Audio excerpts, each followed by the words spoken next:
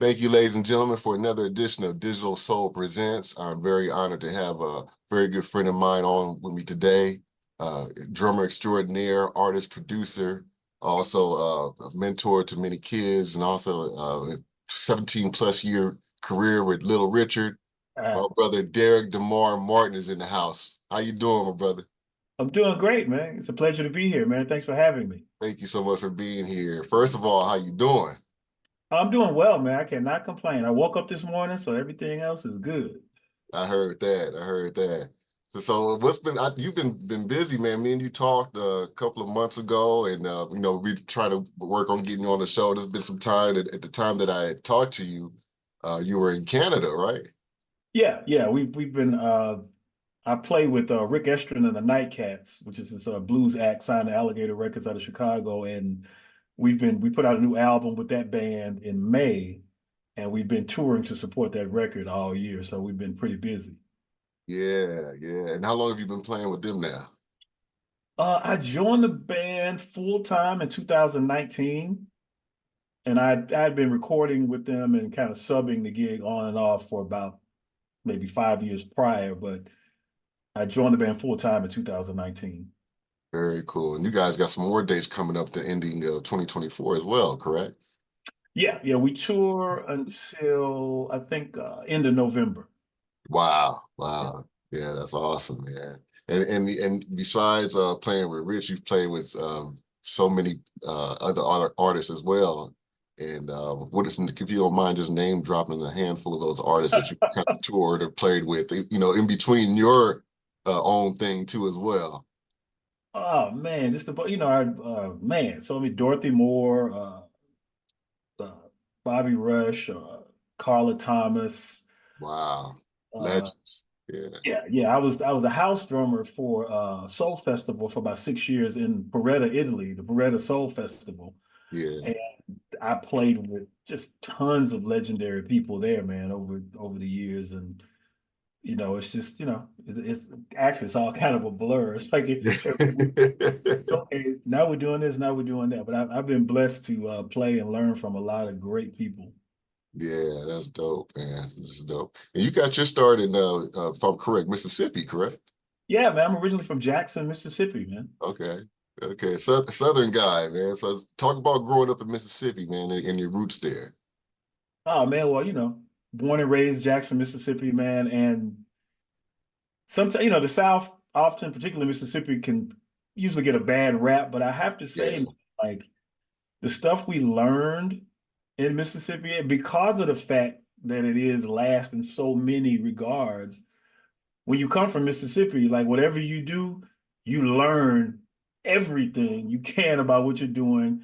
Mhm. And there's so many talented people there, particularly musically, man. Like you have to be good because somebody could come out of the audience and take your show from you. Like it's like it's but we had a great upbringing. I had a great education. I came up in great schools, attended Jackson State University, where I marched in the Sonic Boom of the South. We had amazing professors and teachers there. And of course, I cut my teeth on the Chitlin circuit, man. Mm, All my partners toured with like Bobby Bland and yeah. Johnny Taylor and did work at Malaco Records and that whole. Wow. So Yeah. it's like it was a great upbringing, man. Great place to learn the game. And one thing I noticed is as I started to go out and tour the world, like the first time I met Ike Turner and Booker T and the MGs, like Booker T, they were like, "Yo, you from Mississippi?" And I was like, "Yeah." They were like, "Well, we know you can play." You So better play. yeah, I was like, "Oh, I didn't know Mississippi had." He's like, "Nah, man. It's like if you're from Mississippi, one thing we know is that if you're from Mississippi and you made it out, you got to be good." Yeah. But no, I had a great upbringing there, man. It was really cool. Yeah, that's cool, man. At what age do you remember when you first got interested in drumming? Man, I was like five, Yeah. 5 to 6. I used to beat around, used to live in the projects and used to play on my mom's couches and stuff. Yeah. She bought me like a paper drum set. She was like, I got to get this kid some drums before I have to kill him. So got me a paper drum set. And I remember like I tore through those paper heads like in the first couple of days. And then maybe like a year or two after that, I got my first like little junior real drum kit. Wow, wow. And And then then I formally, got in a band in like sixth grade. mhm. And then playing all through high school. And so just honing your chops as a teenager the whole time, correct? Oh yeah, yeah. I joined like in junior high. I was in orchestral, band, concert band.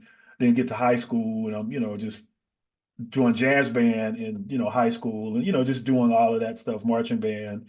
Then when I got to Jackson State, I was majoring in music with a in percussion with a minor in jazz, and just did. It's like I was going to school in the daytime, getting that formal education, and then Yeah. I was playing, juke joints and nightclubs at night, getting the street education.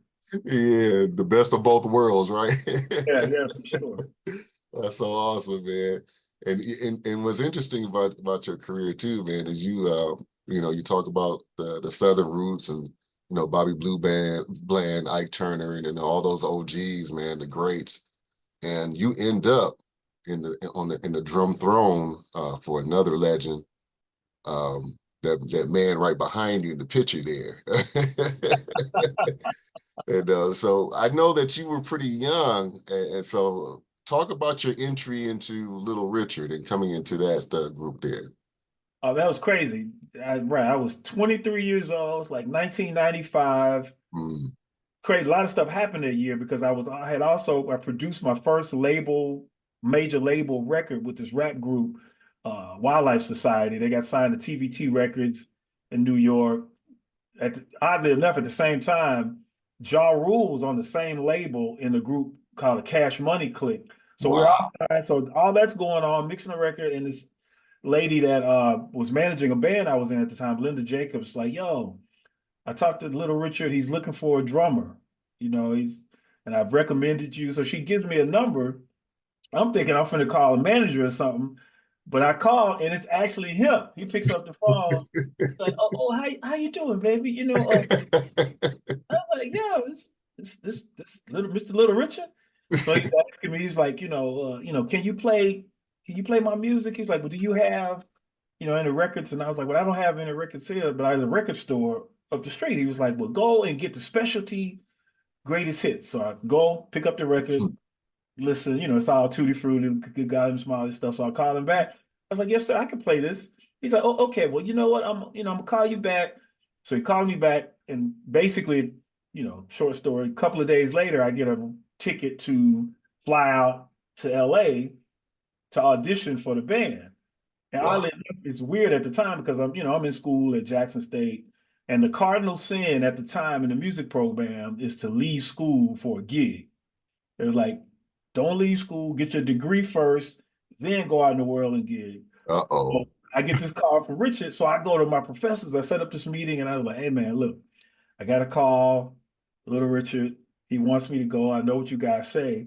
And all my professors were like, no, you have Oh to go. no. He's like, you Nobody, have to go. And nobody scared as Little Richard. Like, go, man, go.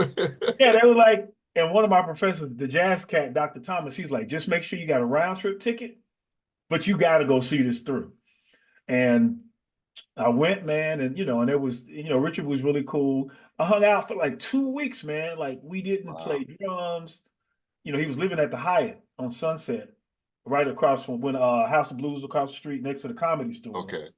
So for 2 weeks, man, he's basically checking me out. I'm going out to eat with him and getting to know him, and his son Danny was there, and so we just checked. So it was 2 weeks in before we even touched music or drums or anything. So after about 2 weeks, he's like, "Oh yeah, we're gonna go to SRR, set up. You're gonna get a chance to hear you play." So in typical Richard fashion, we're late. We get to SIR, we missed our reserved time. So he's like, well, you know what? Let's go over to Roy's place. Roy Gaines played guitar. Roy used to have a blues spot on Crenshaw at Okay. South Central. So we go over to Mr. Gaines' place. He's like, yo, let's go in there. So I'm not realizing that this is my actual audition. I'm thinking that we missed that. So we go into Mr. Gaines' spot, man, and it's an old juke joint. Man, one of the had to be like the worst drum set I ever seen. It's like a honky tonk piano. So we go in, Charles Glenn, bassist, is in, with us or whatever. So Richard sits down playing his piano and they start telling stories. And so we're sitting there, I pull this drum set together, and for like 3 hours, man, they tell stories. And in between the stories, we're playing songs, but we're only playing like blues and old soul stuff. Mhm. Now I'm not realizing that this is my audition. So I'm totally disarmed and I'm just being myself. And I'm clowning. Oh, yeah, I know we playing. So after about 3 hours, he was like, okay, that's great. Let's go get something to eat. He's like, you got the gig, man. We open for the Temptations next week in Cerritos. And the dude Charles is like, yo, man, go welcome to the band. I'm like, what? What? Wait a minute. What What just just happened? happened? And he's like, well, no, everything's good, man. I was like, but we didn't play any of your music or anything. He's like, oh man, he's like, I gotta teach you that stuff anyway. He said, you got a good foot, a good backbeat, you love your mama. You say yes, sir, no, sir. I'll teach you everything else you need to know. And that was the beginning of like a 17-year run, man. Wow, wow. And then your involvement with him at that time also landed you guys on the Why Do Fools Fall in Love soundtrack as well. Yeah. That was the cool thing about Richard is that, of course, he was a Hollywood darling, man. So he Hmm. got invited to do all kinds of stuff, theme songs, soundtracks and stuff. And he was one of the kind of cats that he didn't necessarily like, he wanted to take his team with him instead of how, letting them hire studio cats or whatever. He's like, well, no, I want my guys to come in because everybody in the band, man, like I was the youngest dude in the band, but all the cats in the band, man, had like huge resumes. They had worked with Motown, Atlantic Records. And, I mean, really deep cats. So Rich was like, oh, so when he got the call for why fools fall in love, it was like, yeah, we're just gonna bring the band in, and we made a new version of Keep a Knocking for that thing. But we ended up doing like the theme song for like the new Candy Camera show. Did a bunch of stuff for commercials, and but he was a really giving cat, man, and really took care of his team. Very cool, very cool. What's interesting when I have these discussions, man, that these circles always happen um, to me, which is kind of strange. I had a discussion before with Chocolate from the original Graham Central Station, Okay. and then some time after that, about a month later, she played with him, Larry Graham in the '70s, and then sometime after that, I ended up talking with a gentleman named Les, also a super talented drummer who played with Larry Graham in the '90s. He got hired with him, I think, in '98. Okay. So I had those two discussions with, you know, two different people who played with the legendary Larry Graham at two different decades, two different time spans of their career. And then this week, I just had a discussion with the legendary Sidney Barnes a couple of days ago. Oh, nice. Uh, Yeah. and he toured with Little Richard. He talked about touring with him back in the Chitlin circuits in the '60s. Oh, he was in real time. Yeah. So Yeah. I got a couple of stories from Mr. Sidney Barnes the other day about how Little Richard was at that time. It was pretty wild. Things being passed around. The touring, the chilling circuit, that whole thing. So I got that from him. So here I am talking to you now, a brother that got with Little Richard in the '90s, two different decades, a long period, two different eras. When you met him and you were with him at that time, how was he as far as, I know you mentioned he was a giving person, but as far as I know, I think he was Seventh-day Adventist, correct? Yeah, for sure. Yeah, he was Seventh-day Adventist. So I know he was into his religion. As far as like, his lifestyle, what he did, day to day, was he still writing? Was he still going into the studio? I think he had wrote a book maybe around that period, I think he was, but what kind of things was he working on, or what did you guys share as far as, intimate conversations about the lessons in music? I mean, anything you would want to share about what you knew about Mr. Little Richard during the time you were with him in that era. Well, it's like by the time I joined the band, Richard had, of course, this was like really like his third coming.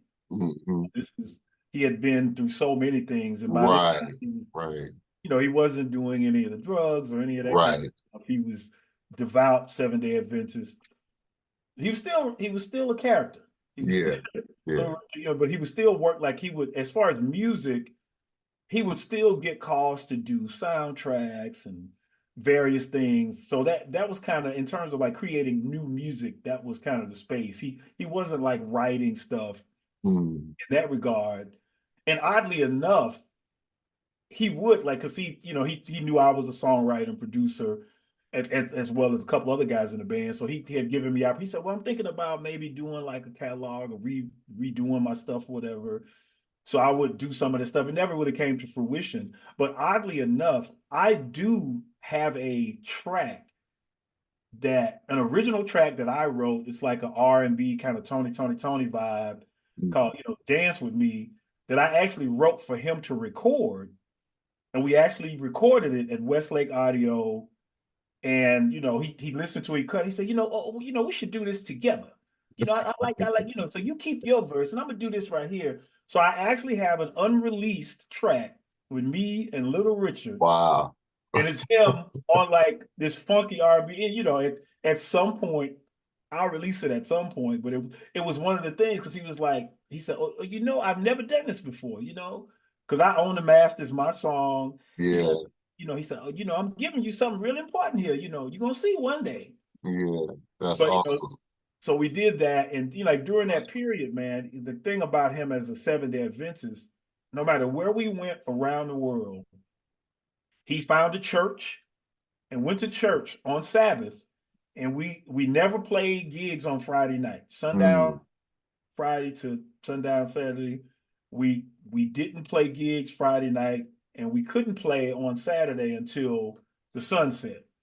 Like Man. if we played in Vegas Friday night, we just have to go dark, or somebody else would have to play, because he never did it, never compromised it. Wow.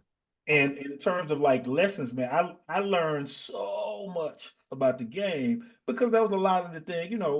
Richard was always, being respectful, but he was a master manipulator, man. He's from the old school, and Yeah. he would play games with cats, man. He's trying to figure out where you were, what you Mm. were into, and he would give you these little tests to Mm. see if you were going to do things or whatever. And for years, oh boy, oh man, they told me that you was into this, man. Oh, let me see. And as long as you kept passing the test, and after a certain point, he would let you know, it's like, well, this is what this game is about. People are gonna always tempt you.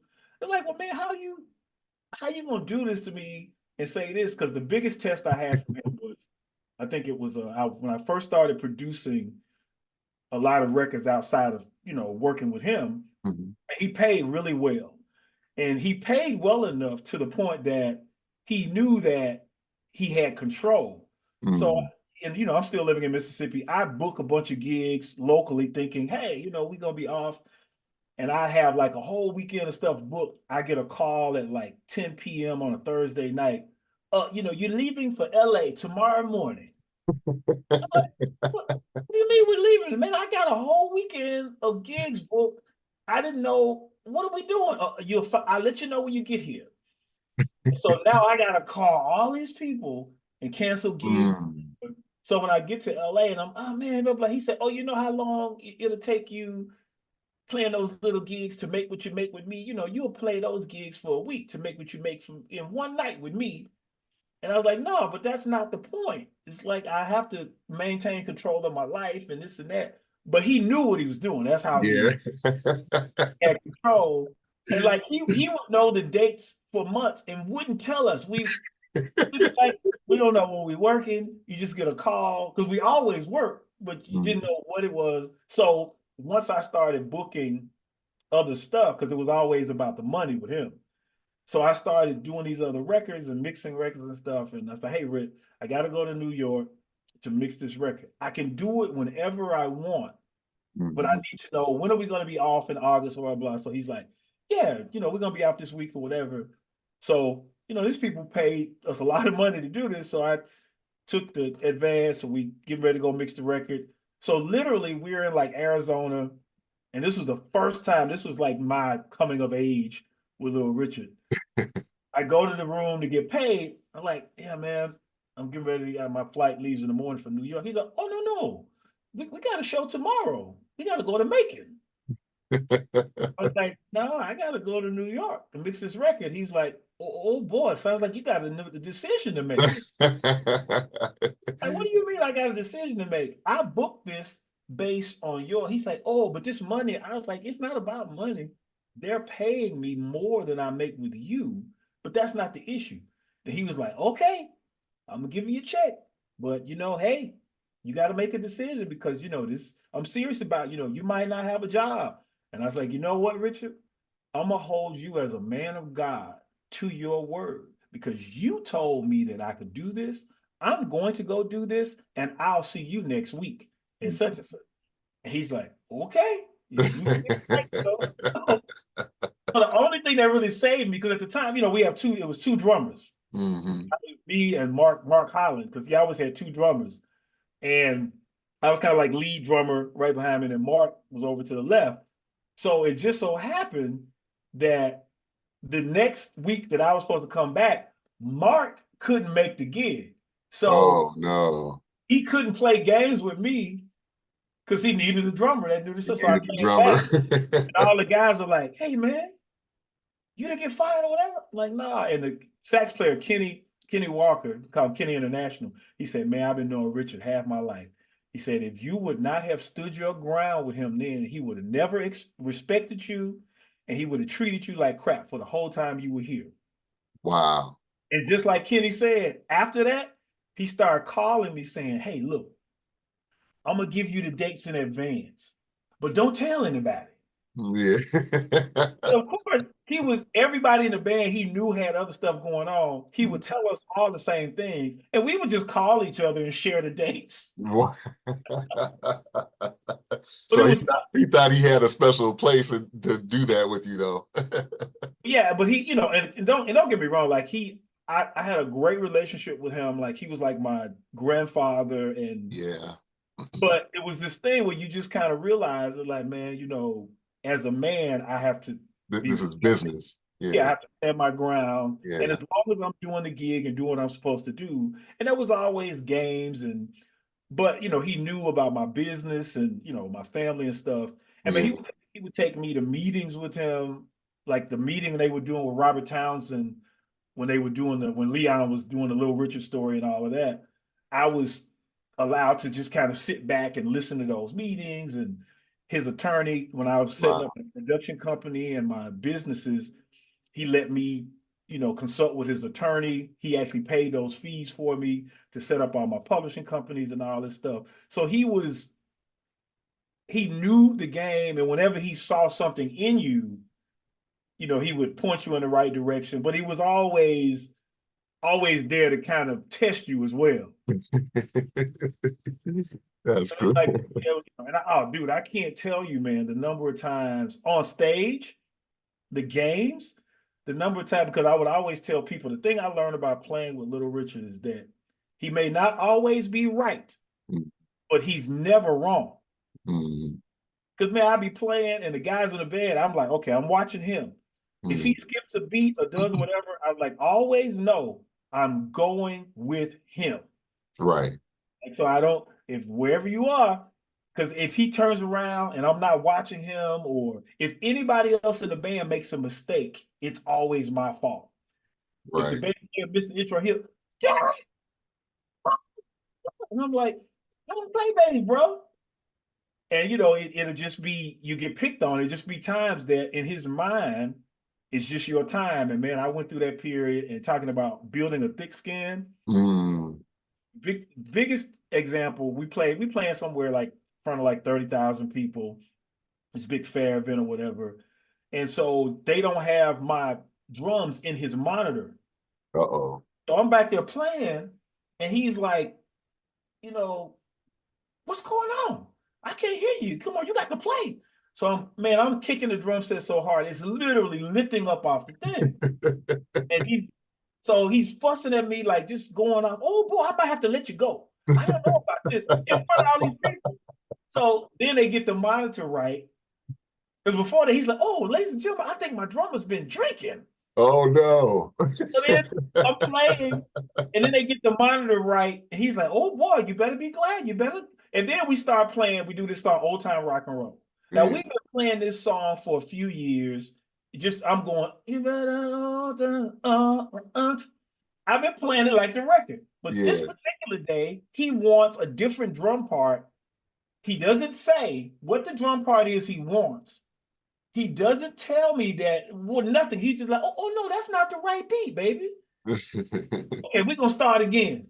Da, da, da. So I'm playing. He stops again. He was like, ladies and gentlemen, I don't know what's going on with my drummer today. I might have to let him go. Oh man. And you know what, baby? You just don't play. So Mm. I'm like, so then, he starts the song and I'm just like clapping. I'm like freaking out. I don't know what to do. And then Wayne Chaney, the production manager, he walks in front of the drum kit and he was like, kick drum, 2 and 4. So I started doing that. And that was what he wanted. But I don't know how I was supposed to know that. Yeah. And then Richard's like, oh boy, you better be glad you figured out that beat. This might have been your last night. Yeah. And so that just went on. And then after that, maybe after a few weeks, he was on to somebody else. It was the guitarist. Then, oh boy, y'all out of tune. You're not in tune with my Yeah. piano. Everybody So, get their turn. yeah. And then, but once you figured it out, it was just like, oh, okay. I Mhm. see what it is.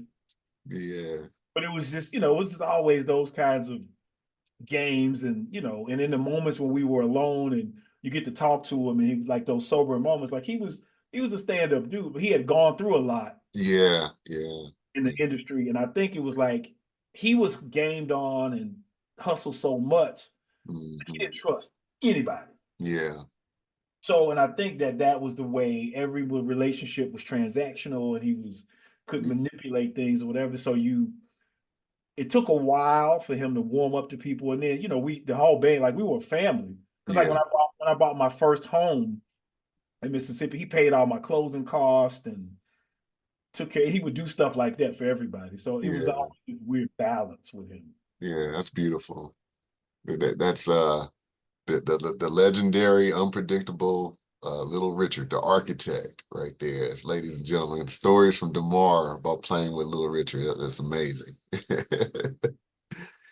And Demar, you mentioned around that same time that you were starting your production and label, and you started to release your own music right at that same time. Talk a little bit about starting your own career and starting to do your own albums and starting production for that. Yeah, well, in 1995, my business partner Daryl Pete and I started Airtight Productions, Mm. and we were producing. We were just doing a bunch of hip hop records at the time, and we were hooked up with these guys, a Wildlife Society, that ended up they were an underground rap group in Mississippi, and they ended up getting the attention of TVT Records. And the thing that we did, because we were playing live instruments and the whole thing, so we ended up producing that first record. Okay. It came out on TVT, and it was one of the maybe like the second major label release for a hip hop group out of Mississippi. So Okay. with that cachet, we then started our own record company, and we were doing various groups, and we had this single on this cat Eddie Seawood Jr. We wrote a song called "Don't Hate the Player, Hate the Game," which was picked up by J. Anthony Brown as his Friday morning player segment theme song on the Tom. Oh yeah. Okay. So we were getting stuff like that, and then throughout the years we were producing stuff, and I was always writing and doing stuff for other people. But you know how it is in the game. It's like when you're dealing with artists, it's like babysitting, and a lot of times you have big records that could do well, but the Mhm. artist doesn't do what they're supposed to do. And so Mhm. after a while, I just got to the point, and I had people like, "Yo, man, you should really just do your own records." Mhm. So I started maybe like early 2000s or so. I just started making my own records, and Right. then the more I learned about, particularly with the proliferation of the internet and streaming and being able to distribute stuff on our own. So I just kind of started doing my own records, and man, probably for the last decade or so, I've just been, no matter what I do with other people, I continue to release my own albums and records, and I, it's done pretty well for me. Yeah, man, I had the opportunity to do a rabbit hole dive into some of those albums, man. You got a total of 8 albums all together, ladies and gentlemen. Just in case you're curious, he's got all of his work out there on Spotify, Apple Music, iTunes. It's all out there, and it's some great stuff. And right now, you got a brand new album that just hit this summer called Rewind, and you got a brand new single and Yeah, video that you got out. Talk a little bit about this brand new joint that's hot right now. yeah. The new single is called "Lucky." We just released that a couple of weeks ago with the video, and it's the song is about just being lucky, lucky in love, like having being you being in a relationship with someone and making some mistakes and almost losing that relationship Mhm. and realizing after making it through that how really lucky you are to have this person and what makes life and love important, and that's what that record singles about. And the songs on the entire record is about stuff like that. It's just life experiences, relationships, put to my vibe, which I call new funk soul. Right, right. Yeah, I love that album too, man. I got some favorites up on that one. That Get Up to Get Down was funky. There was a couple of joints on that one I got into, man. Yeah, man. And then on new one, Watch My Step. There was a couple of joints I was like, man, they really stood out. Thank I you, man. love your style, man, because even vocally, I don't know if you've ever been told this, but vocally, I hear some hints of like a Van Hunt, Sly at times, a little bit of Prince here and there, but it's like but your vocal style, it hints on a lot of the greats, man. So I was like, yeah, I'm feeling this, man. Oh, thank you, man. It's like Richard would always say, he's like, oh boy, you're a stylist. Yeah. I used to say, oh man, I'm not a singer, I'm not Luther or whatever. He's Yeah, like, yeah, oh, yeah. no, man, you're a stylist, man. Hmm. You got your own thing, and so that's kind of as I'm writing, and like, oh, okay, well, I have a particular range I can hang out in, Right, right. and so I know that feeling. I can relate to that. I'm like, I don't go outside of that box, man. yeah, yeah, and and the more we do, I can see my growth, you know, Mhm. vocally as a writer, as a producer, from record to record. So Yeah, yeah, it's a real organic living thing. It's just like, I just keep doing it and keep, getting to know and who I am as an artist and bettering that yeah, as I absolutely. Who are some of your influence as a drummer? Like, who are some of the drummers that you like or admire? man, I get that question a lot, and it's always there are drummers that I like, but I'm inspired by piano players. Piano players? Okay. Yeah, so it's like I always say my goal in life as a Mm, drummer is to play drums like Thelonious Monk played piano.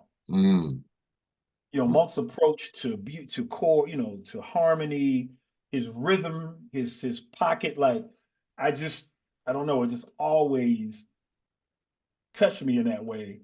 And Yeah. oddly enough, if I have to say my favorite drummer is not really considered a drummer per se, but Mm. my favorite drummer is Prince. Who is it? Prince. Okay. Okay. Because like the stuff that people don't realize that like that For You record, uh the Prince, Mm. like I Want to Be Your Lover, all that stuff. He's playing drums That's on him. all of this Yeah. stuff. It's But his all him.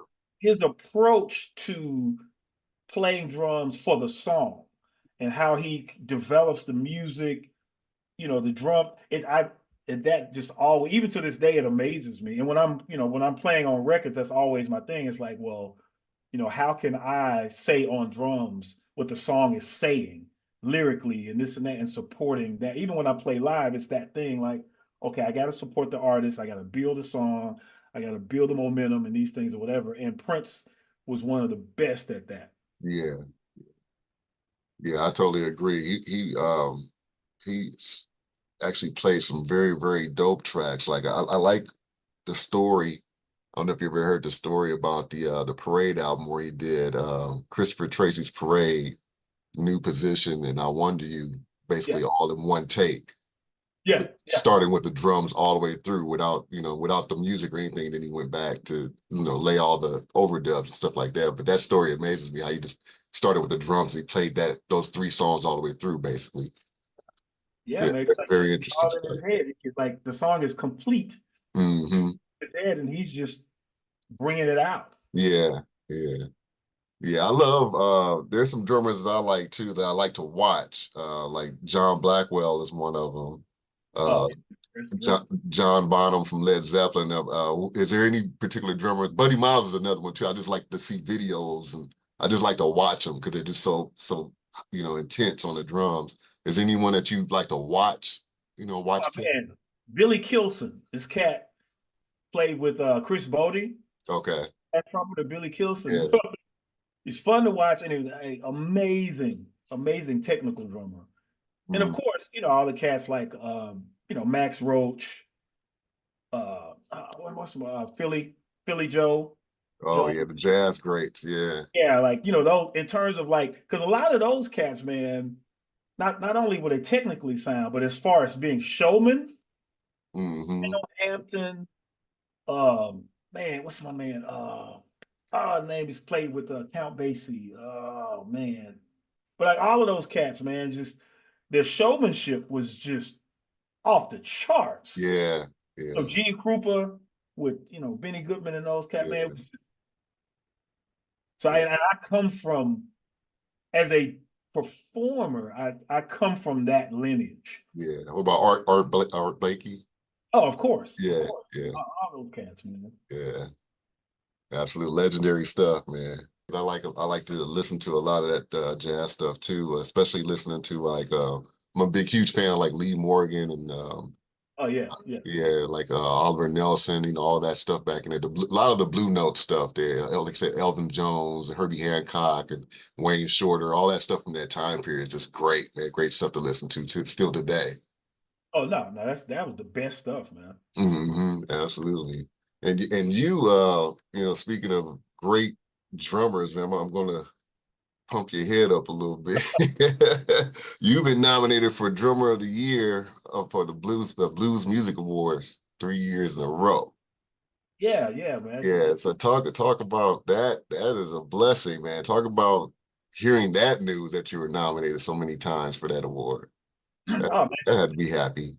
it's an honor. It's humbling, because there's a lot of dope cats in that, and when it comes to the blues, it's interesting that because I've played for years. I played a lot of blues and soul bands, and I so revere the blues that I reserve calling myself a blues drummer Yeah, because I have so much respect for it. yeah, It's like the stuff because I believe that the blues is truly the DNA of American popular music. And the better you understand the blues, the better you can play anything else. absolutely. Yeah, You can shuffle, as a drummer, if you know how to shuffle and you understand that, like, and there's so many iterations of the shuffle that you'll never learn them all. It's like the key to the matrix, but the more you understand that, and I mean, like, there's so many great blues drummers that I see can do stuff. And like, yo, man, how does he know how to do that? It's like 20s, that's from the 30s, but to be considered in that group, it's an honor, man, and it's always cool to be around those cats and continue to learn. yeah. Because it's interesting that I play with a lot of blues bands, and then the music I make myself, is funk and R&B and Hmm. pop and that stuff. And a lot of cats that are over where we are on the funk side of, hey man, I don't know. But I was like, man, I'm telling you, man, if you get to the blues, all this Yeah, other stuff, it's wide open yeah. It because falls in place.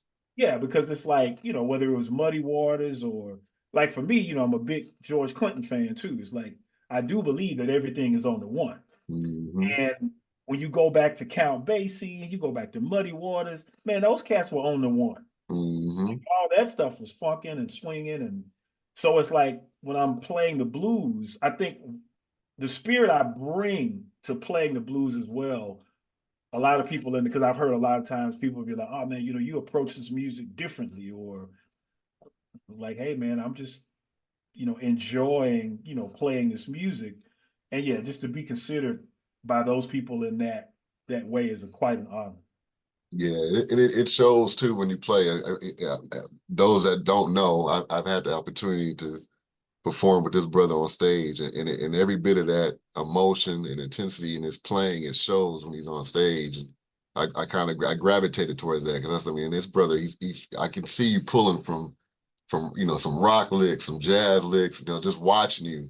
I saw a lot of different things going on in the drum. I saw, oh yeah, this brother, like you said, he on the one. That was one of the things that I thought. I said, oh yeah, he on the one.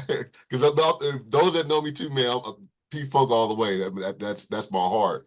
But that was one of the things that I gravitated towards when I saw you playing and had the opportunity to play with you. I was like, oh yeah. I said, I gotta have a talk with him.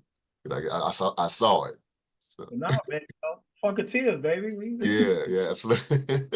When you stepped in front of the mic in rehearsal, I was like, all right. Yeah, yeah, we had a great show and it was a great time, man. I'm looking forward to doing it again. It was a lot of fun, man. It was great. Yeah, and you also in between all that you do, man, you also take time to do workshops and you're also a motivational speaker for different music programs and for children. Talking about venturing into that and try and squeezing that into your busy schedule and doing that mentoring. Well, no, man, that is most important to me because paying it forward, giving back, Yeah. because that's the way I've learned and continue to learn. Mhm. And about, man, maybe 20 or so years ago, I started a program called Drums and More, which was developed when I was in college. I was taking a jazz history class. Mhm. We were all tasked with tracing the lineage of our instrument. And I discovered in the class that everybody else, all the wind instruments could trace of course, everything starts in Africa, but they could trace the lineage of their instruments, saxophone, clarinet, whatever, to Europe, to blah, blah, different places. But the drum set I discovered is a totally American invention. It wasn't created, it was created in New Orleans. So when I went Mhm. through that, I designed this program to talk about the history of the drum set, where it was created, and I do a lecture series for K through 12th grade that talks about the history of the drum set, its inception in traditional New Orleans music, and the role it's played in American popular music from traditional New Orleans music all the way to hip hop. And I hit all the forms and styles. And what we do is just like an overview, but I get to drop names. And also within this, we talk about communication skills, the importance of math, arithmetic, science, life skills, all these things. And the kids really, I do a lot of playing. The kids really get a big kick out of that. Mhm. And that's for K through 12. And then we also do a version of that for like festivals and children's villages and stuff. And then for like college students, I'll do workshops that are more geared towards the professional side. And Right. but actually, I just got booked. I'm going to be doing a workshop at the International Blues Challenge in January, sponsored by the Blues Foundation. I'll Okay. be, I'll be one of the guest workshop presenters that this year in January. So, Nice. but Nice. yeah, but the education piece is very, because at heart I'm a nerd, and I'm always studying, and intellectually, because I read that was one of the things I learned early on when I was at Jackson State, playing Count Basie, Duke Ellington, and we were doing a Duke Ellington piece, and my professor he said, "What do you know about Duke Ellington?" And I don't know. He's like, "Well, how can you play the man's music if you don't know anything about him?" Mm. And that stuck with me. It was like, well, Mm. anything you do, there has to be an intellectual component. So even when I'm playing with different artists, like when I started playing with Little Richard, I found his book, I read the book, I want to know everything.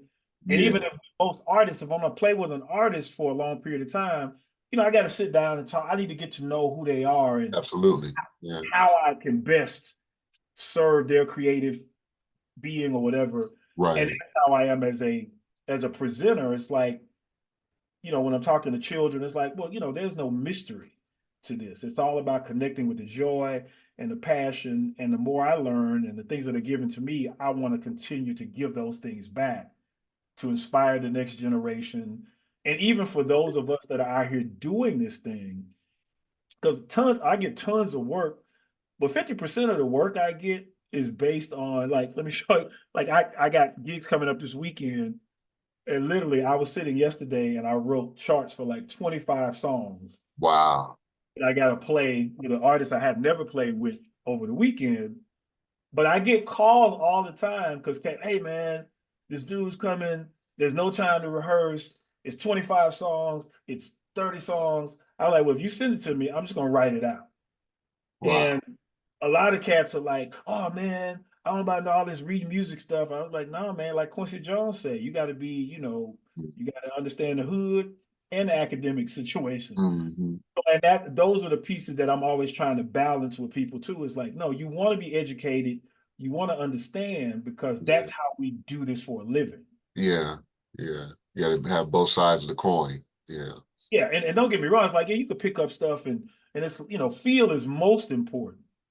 But in terms of like when I initially moved to the Bay Area 15 years ago, that's how I started working. When cats found out I could read, drummers would call me, hey man, look, I don't have time to learn all this music, and I know you write.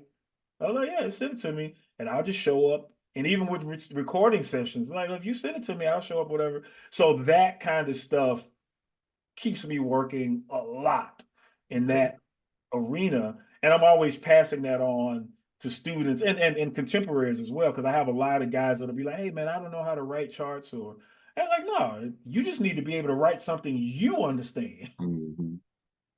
So, and even in situations, if I play with an artist, I'll do the drum charts. And I was like, well, hey, here's the book. So next time you hire a drummer, just say I have the drum charts already. There you go. But yeah, but but the education piece is always, important to me. And I still have mentors now that I talk to week that are on me, like, okay, what are you working on? What are you learning new? Blah blah, Wow. so as they continue to sharpen me, I Yeah. do the same thing and So pass it down. it's a never ending circle. Exactly, exactly. Because that's the thing, is like none of us are existing in this thing alone. Yeah.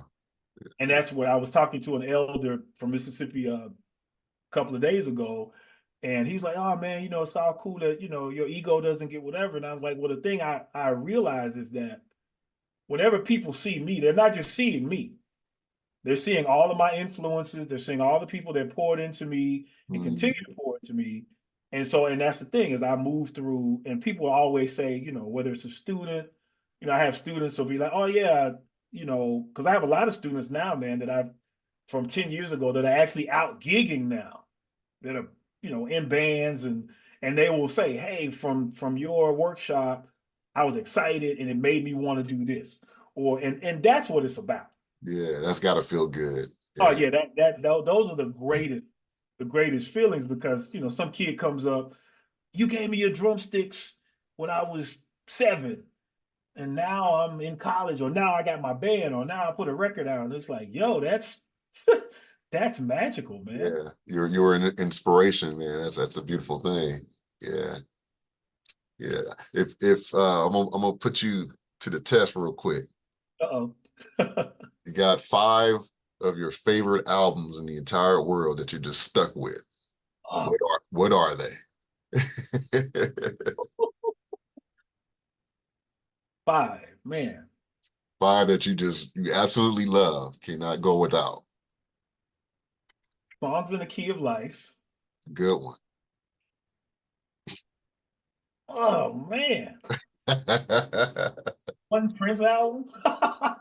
Oh. At least anyone, right? So okay, Songs in the Key of Life. What's going on? Mm, good one. Um, Donny Hathaway live at the bitter end. One. Oh man, this is tough, man. Oh, oh.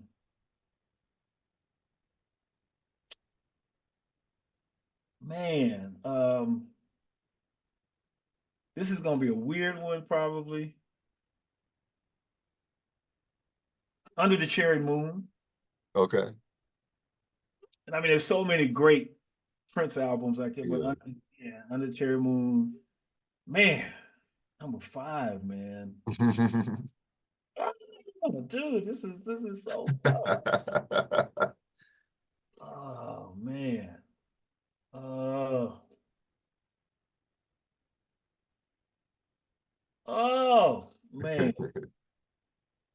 And Mint Condition, Living a Luxury Brown. Okay.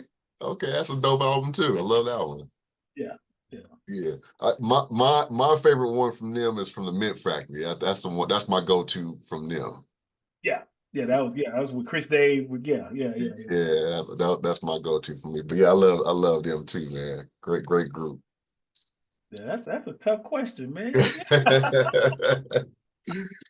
Yeah, I like to slip that in on my guests, man, every now and then to kind of see, like kind of get their wheels turning. Like, oh man, because everybody that I talk to, man, all of us musicians and artists, man, we don't love just one genre, so it makes it really hard. Because I know me, I'm like a music collector, so I love rock, pop, hip hop, soul, whatever it is. If it sounds good, it moves me. I'm with it. So I know all my friends, they're the same way. So when we had these conversations, and even picking 10 is hard. It's hard to do. Like, you think of, you talk about Miles Davis or Monk. Oh yeah, yeah. Yeah, But man. yeah, but everybody has their special albums either that they grew up with or they just never let go of, or it makes them that's the album they put on every time they need that uplift, or that's just their favorite artist. Whatever the case is, everyone has their specific special album. So I like to kind of dig into that, find out where everybody's head is at with that one. Nah, for sure, man. Yeah, but Demar, man, I want to thank you so much, man. My brother, you've been a blessing to come up here and stop by Digital Soul Presents. And before we depart, if you want to let my guests know where they can find your new material, you got a new single out called Lucky. The video is out now. Where can we can find the video, your music? If you want to share your Facebook, Instagram, or in website links, be my guest. Yeah, my website is dmarmusic.com. On IG, it's at D1971Mar. That's D1971MAR. On YouTube, the YouTube channel is Derrick Demar Martin. All of the records are there. Facebook is Demar. The music page is Demar. The personal page is Demar Music Online. Perfect. Y'all go ahead and get that new album, Rewind. Check out that new single called Lucky. Derrick Demar Martin in the house. Thank you so much, my brother. Appreciate you to the Thank fullest. you, man. Thank you.